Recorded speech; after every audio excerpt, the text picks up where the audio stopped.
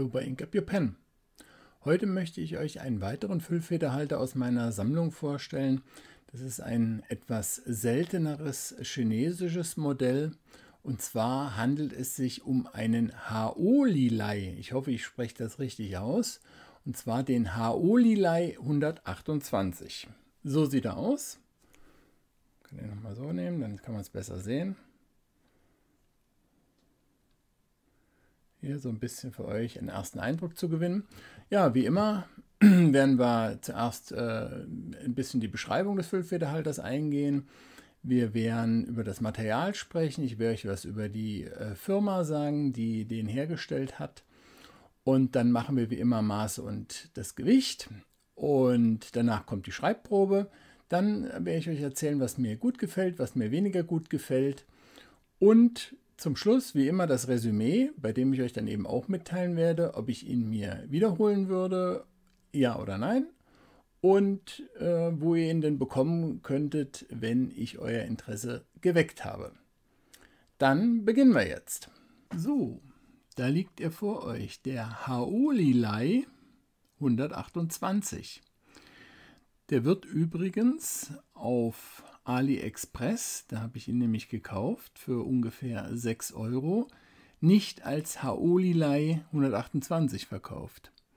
Ich habe ihn dort erworben als St. Pen PPS, also ST, neues Wort, Pen wie Stift und dann noch PPS hinten dran.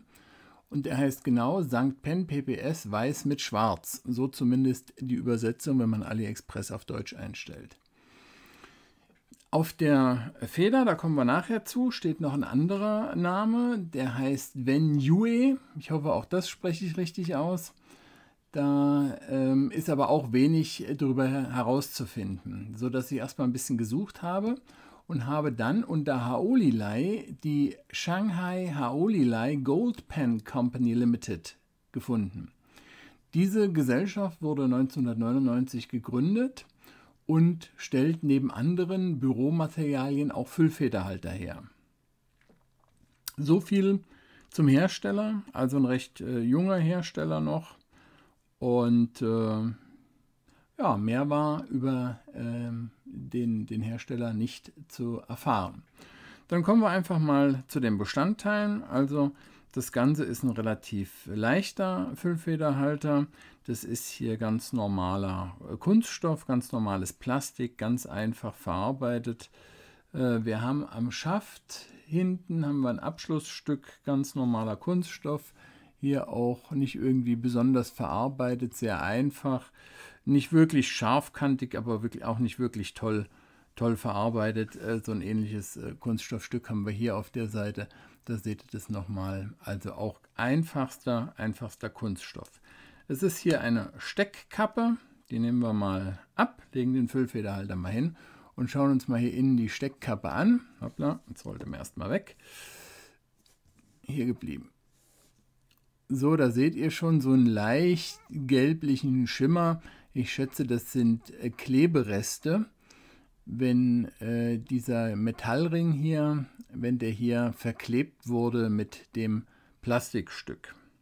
Ja, ein Kappenkopf, das Abschlussstück haben wir schon benannt. Dann kommen wir hier mal, ich stelle es mal etwas, zoome es mal etwas ran, kommen wir hier mal zu dem Clip.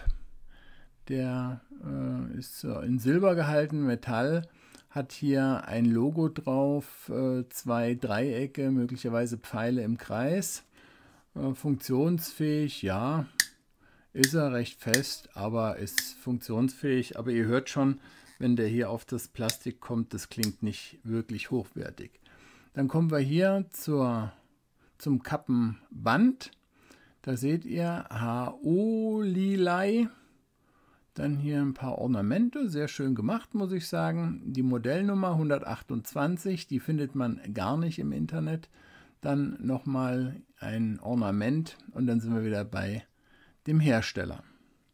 Ja, wenn man es so anfasst, leicht scharfkantig hier, also nicht wirklich gut verarbeitet. Man sollte hier aufpassen, dass man sich da nicht schneidet. Kann mal probieren, vielleicht kann man sogar Papier damit schneiden. Mal schauen, ob das so scharf ist. So scharf ist es nicht, aber es ist auch nicht wirklich angenehm.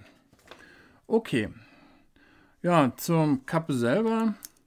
Innen seht ihr vielleicht ein eine Plastik-Innenkappe. Die ist, ich kann es euch mal kurz zeigen, am Kappenkopf verschraubt. Wenn ihr den abschraubt, kommt ein Silberring, geht mit ab. Den könnt ihr hier dann zerlegen und innen kommt die Innenkappe heraus, also reines Plastikstück. Bauen wir das Ganze wieder zusammen. Dazu müsst ihr den Füllfederhalter wieder einstecken. Den Metallring wieder versuchen drauf zu bekommen. So, jetzt habe ich ihn. Und dann den Kappenkopf wieder anschrauben. Okay, soviel zur Kappe. Jetzt legen wir mal die Kappe nebenhin. Kommen wir zum Schaft. Hier ist das Endstück des Schaftes, das Abschlussstück. Das ist nicht abnehmbar, nicht abschraubbar. Jedenfalls habe ich es nicht hinbekommen bisher. Auch hier wieder ein Metallring dazwischen. Dann hier Maserung schwarz-weiß, so wie auch der Name bei Pen PPS benannt ist. Also schwarz-weißer, ja, verlaufender Kunststoff, will ich mal sagen. So viel zum Schaft. Dann, wenn wir den auch mal aufschrauben, nicht schreiben. Ja, Kunststoffgewinde innen. Der Schaft selber auch nicht wirklich wahnsinnig gut verarbeitet, auch leicht scharfkantig, wenn man hier drüber fährt. Ja, sonst gibt es da auch wenig zu sagen. Wir können noch mal einen Blick in den Schaft werfen. Da sieht man noch mal gucken, ob ihr das hier auch seht, wenn ich das hier so mache. Ja, schwierig. Schwierig. So, jetzt seht ihr ein bisschen was, genau. Also da oben seht ihr dann das Endstück am Schaft, ja. Ansonsten alles aus Kunststoff, innen durchgefärbt. Nichts Besonderes. Hier haben wir einen Quetschkonverter, da drücke ich jetzt nicht drauf. Auch hier seht ihr nochmal den Hersteller Haolilei. Der ist möglicherweise fest verbaut, das kann ich nicht genau sagen. Ich habe versucht, also da ist ja unten so ein Tintensack drunter. Ich habe versucht, das hier abzubekommen, ist mir jetzt nicht gelungen. Ich wollte ihn aber jetzt auch nicht gleich vor der ersten Verwendung zerstören. Insofern kann ich nicht genau sagen, ob er jetzt abgeht oder nicht. Ja, das ist zum Konverter zu sagen. Möglicherweise ist es ein altes Modell von Haolilei, aber wie gesagt, so lange gibt es die Firma noch gar nicht. So alt kann der Füllfederhalter dann auch nicht sein, weil bei diesen Quetschkonvertern so wurden die Füllfederhalter früher in China ausgestattet. Okay, zum Griffstück. Das ist auch in der gleichen Farbe gehalten. Das finde ich schon mal sehr schön. Auch diese Kombination Schwarz-Weiß mit Silber, finde ich, sieht sehr gut aus. Hier Gewinde ist aus Kunststoff. Hier gibt es noch oben ein Abschlussstück aus Metall.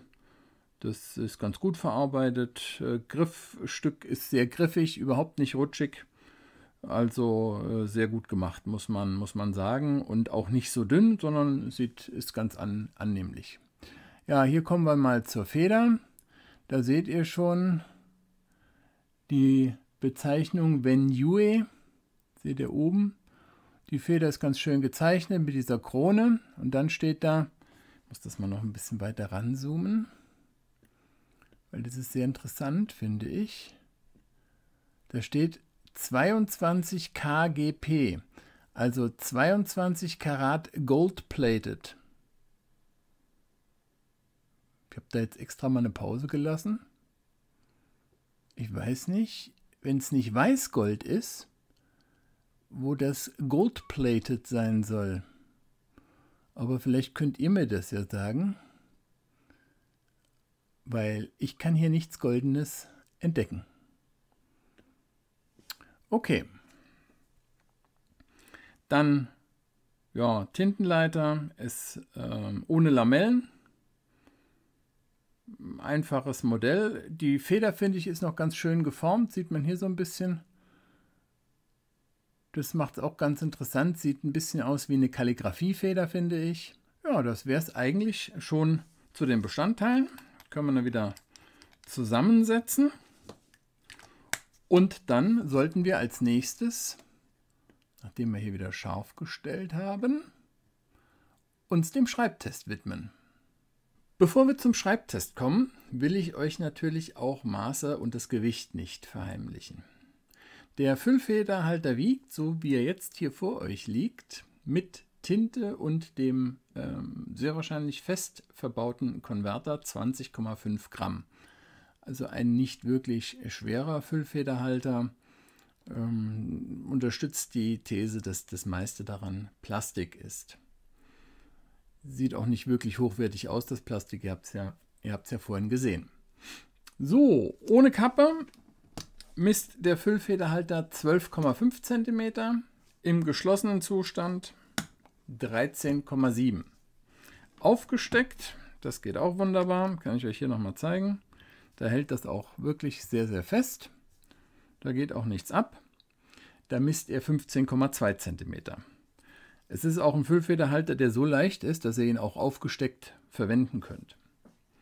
Okay, dann kommen wir jetzt zum Schreibtest. Und ich stelle euch heute vor den Haoli-Lei. Oh, der hat schon Anschreibschwierigkeiten. Jetzt kommt er langsam. Na.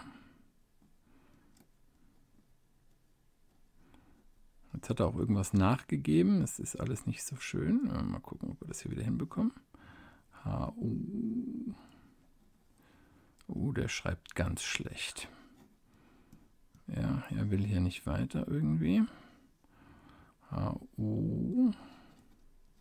Hier kommt mal wieder ein bisschen Tinte.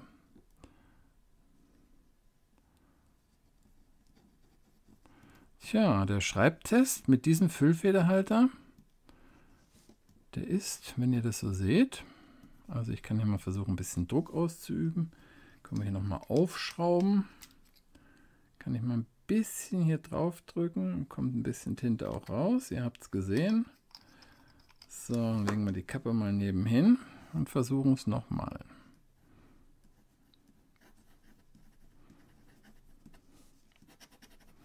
Ja, ihr seht schon, dieser Füllfederhalter, der ist eine absolute Fehlkonstruktion. Es gelingt mir nicht, hier etwas Tinte aufs Papier zu bekommen. Hier kommt wieder mal ein bisschen was raus. Gucken, ob jetzt was geht. Ja, jetzt kommt wieder mal ein bisschen Tinte. Ah, Haoli-Lei. Okay, also ich glaube, ihr habt einen Eindruck davon gewonnen,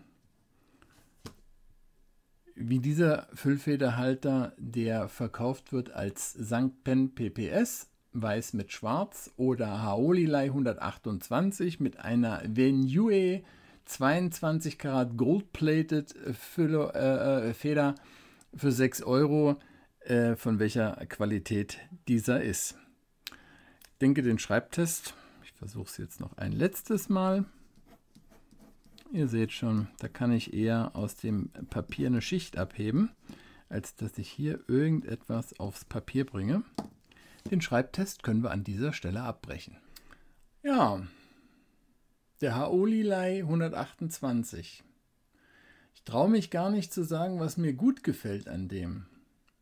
Der einzige Punkt, der mir gut gefällt, ist, er liegt gut in der Hand. Aber was nützt es, wenn der Füllfederhalter nicht schreibt?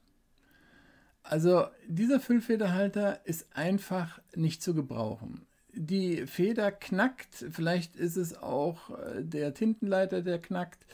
Der Tintenfluss ist nicht da. Man hat nicht nur Anschreibschwierigkeiten, sondern der Füllfederhalter schreibt einfach gar nicht. Man muss den vielleicht wieder eintunken, ich weiß es nicht.